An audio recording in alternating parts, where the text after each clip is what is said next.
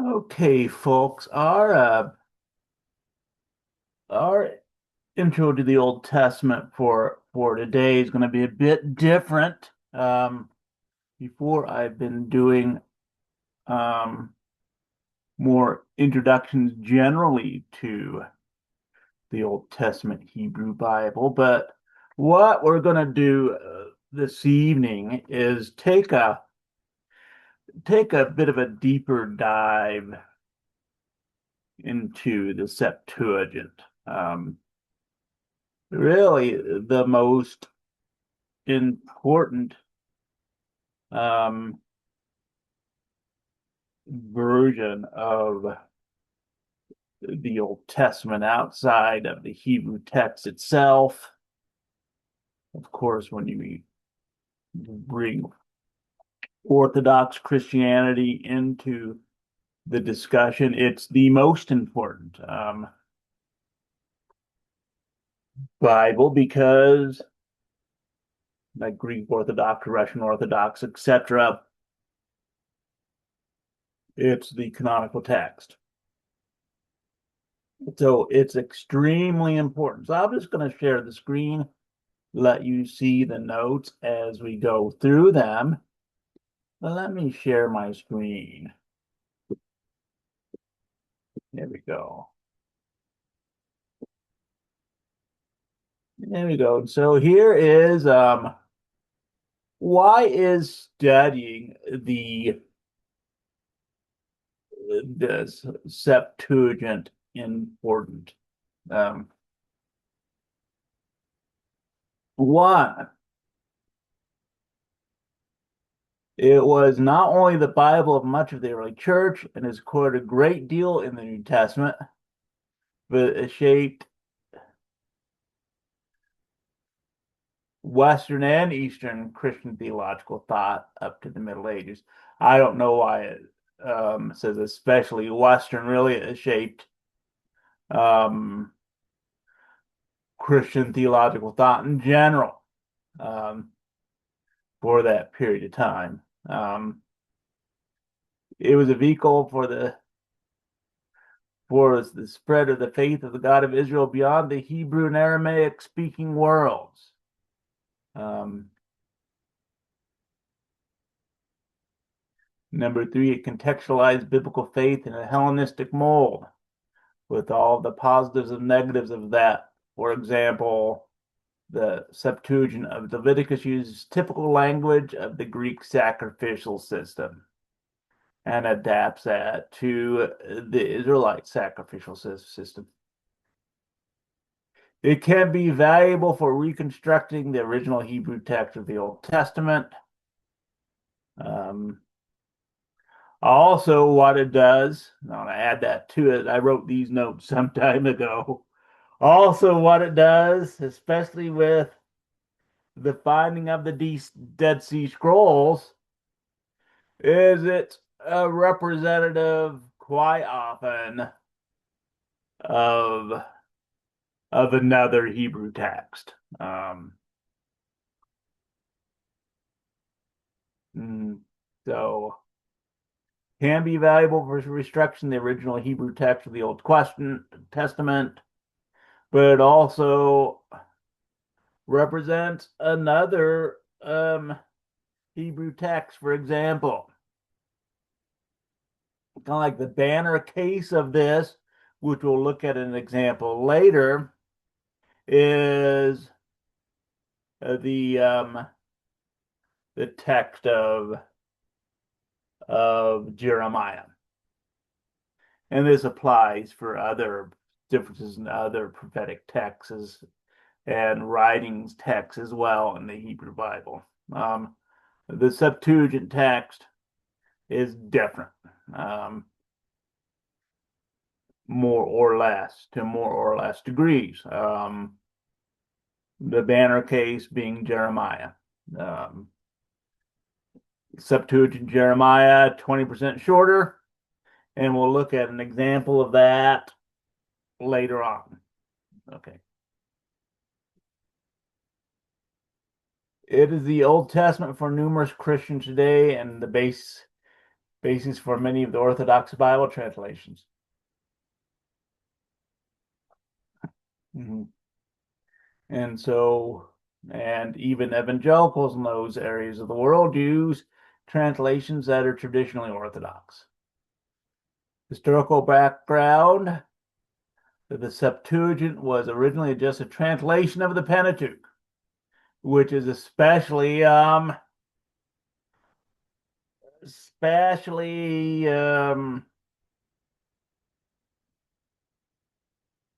just the Septuagint, and really specifically the Septuagint refers to that. We'll deal with that a little bit more in two. So technically, the Septuagint is the Greek translation of the Pentateuch, even though it's really used for the Greek translation of the Hebrew Bible um,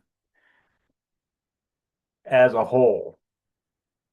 Made example by Alexander, Egypt, 3rd century BCE, quite possibly, so that the Ptolemaic rulers of Egypt, Greek rulers of Egypt, that at that time Palestine as well, would understand their Judean subject better. The earliest source that contains the legend of the translated in the Septuagint is the letter of Aristeas, written in the 2nd century BCE to defend Judaism and the Greek translation of the Torah. It is most certainly legendary, but contains maybe a kernel of truth, and that's where we get term Septuagint from, because somehow by divine inspiration, according to the letter of Aristeas, the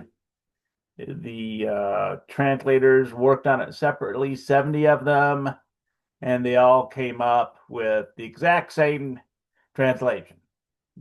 So we know it's divinely inspired because of that, according to this legend.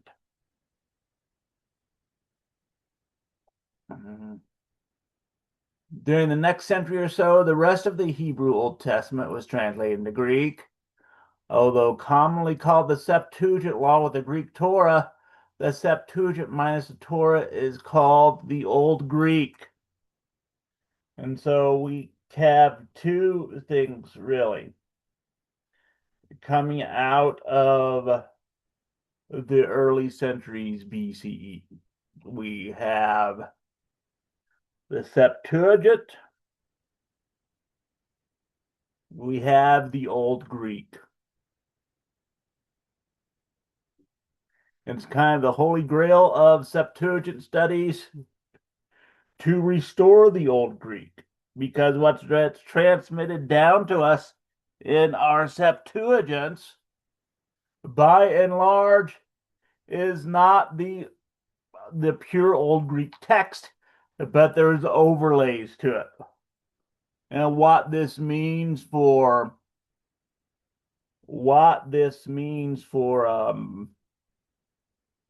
the use of the Septuagint in textual criticism is that you have to judge its value for textual criticism on a book by book basis. For example, Lamentations, not very useful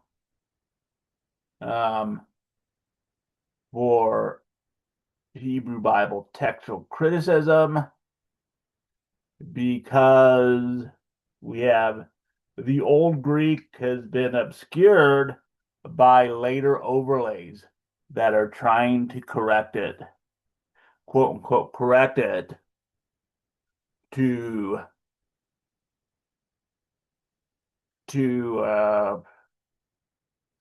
toward the rabbinic Hebrew Bible. So Septuagint, Torah, and the rest of it Old Greek, but in common parlance and usually, even though technically Septuagint, Old Greek, two different things, really it's the whole translation of the Hebrew Bible plus some deuterocanonical books. is called the Septuagint. And as the Greek translation was compared to the Bible used by the rabbis, it was noticed that at places it was different.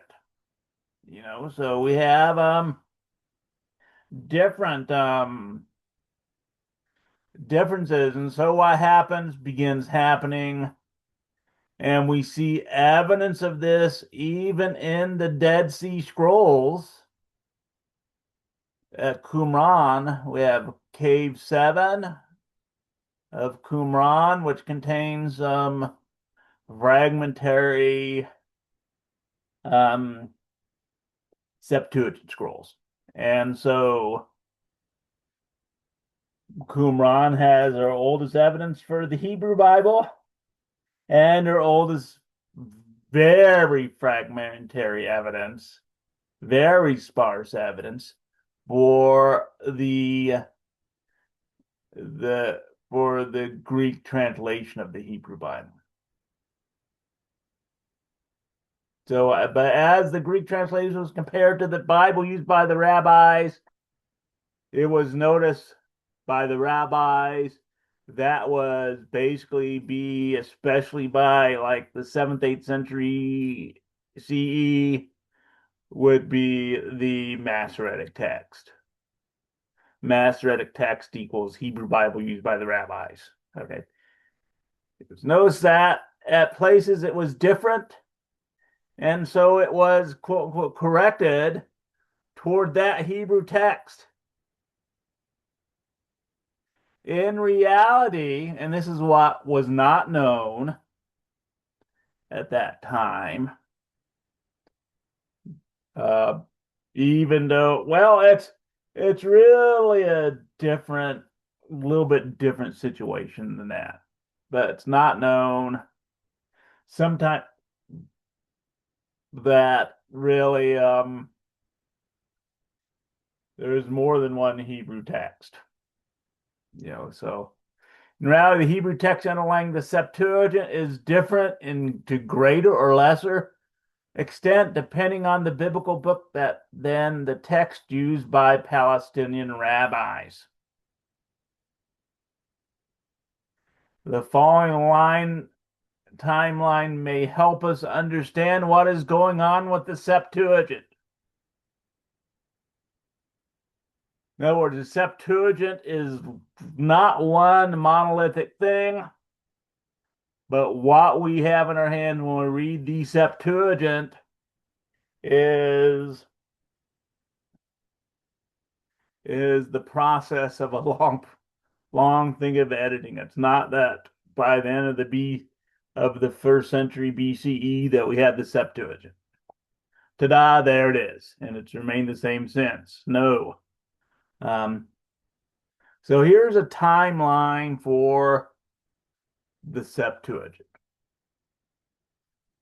Around mid to 3rd century BCE, Ptolemy Philadelphus commissions the translation of the Hebrew Torah into Greek. 1st century BCE to 1st century CE, Greek revisions toward the current rabbinic Bible. For example, some Qumran Greek fragments there in Cave 7, there at Qumran, and the Greek Minor Prophet scroll from Nahal Hever, which is corrected toward the rabbinic Bible. Later 1st century CE to 2nd century CE, more revisional activity that produces quite literal Jewish Greek translations of the now standardized rabbinic Bible that is virtually the same as our Hebrew Bible today. Examples: Aquila, Symmachus, and Theodotion. Also, the Old Latin translation of the Septuagint was made during that time period.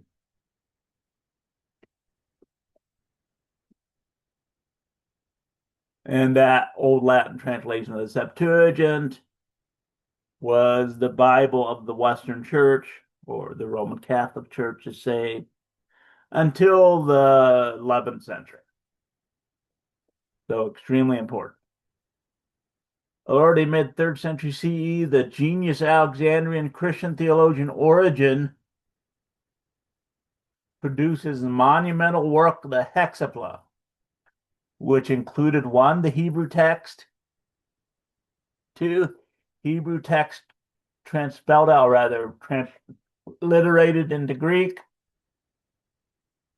Aquila, Symmachus, Origen's corrected Greek text for perhaps an uncorrected text, and then Theodotion, that 6th column. Origen compared the Greek and Hebrew texts and made additions from the Jewish revisions to bring the Greek in line with the Hebrew. What's the problem with this? Unintentionally, Origen obscured the original Greek translation, as they were not based on a Hebrew text the same as the one in his day. The Old Greek was based on an older Hebrew text from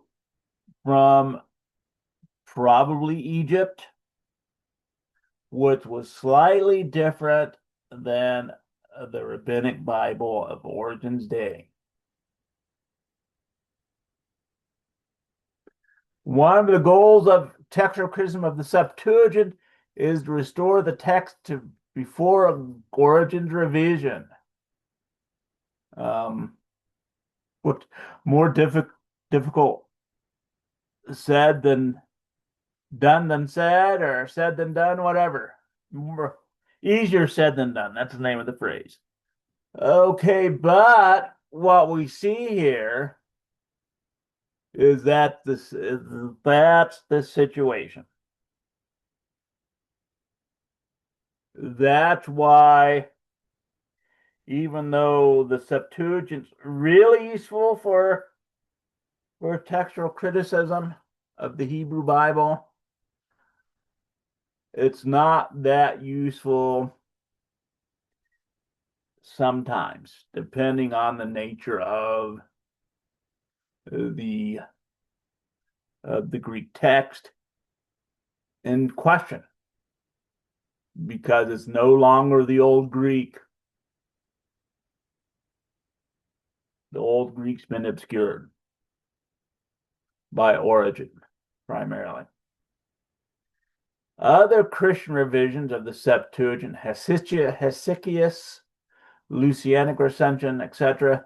Lucianic Recension often preserves both a Greek and a Hebrew reading, which is interesting. Providing both in the same text. For example, 1 Samuel 11:5. Around this time, St. Jerome. So the word for what we're referring to there, 1 Samuel 11:5, talks about Saul leading out cows. Well, the word for cows and the word for morning in Hebrew is very similar. And 1 Samuel 11:5 contains both of those readings.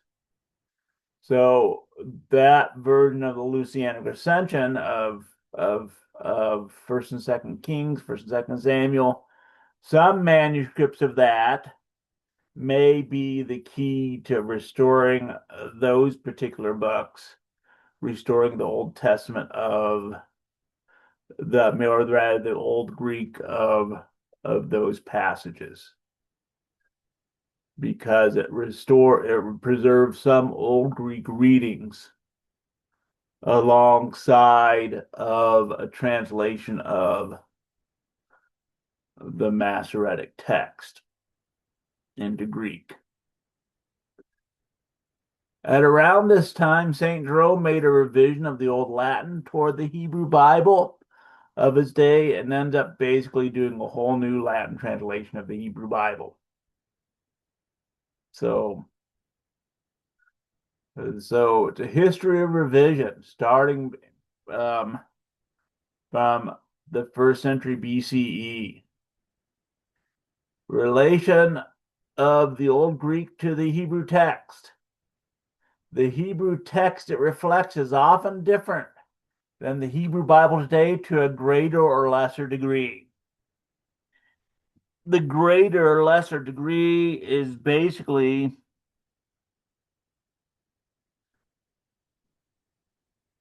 based on let's take the closest being the in being the translation of Torah, and then the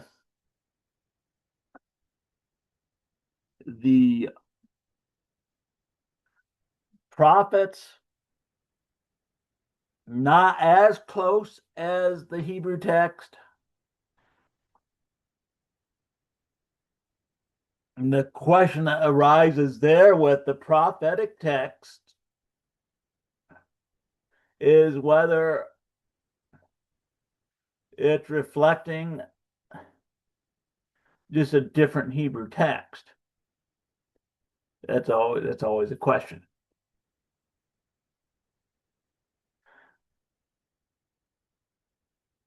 And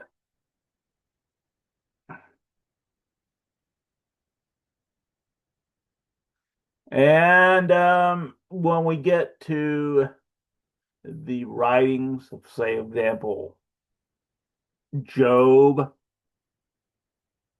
um, basically a Hellenistic paraphrase of the book of Job in the Septuagint, um, and then some marked differences in Proverbs, especially with the ordering of the texts, emphasizing the parallelisms that we find in in the Hebrew Bible of Proverbs. The Septuagint text accentuates that.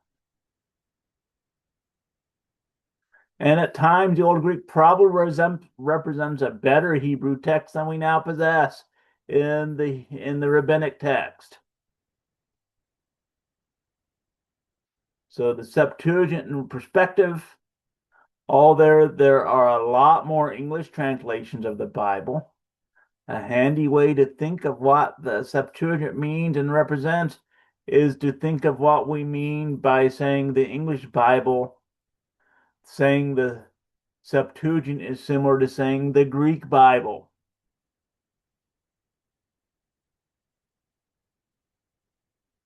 And it's unlikely that Christian faith and its forerunner in Judaism would have made much headway in the Greek-speaking world and down to us if it were not for the Septuagint.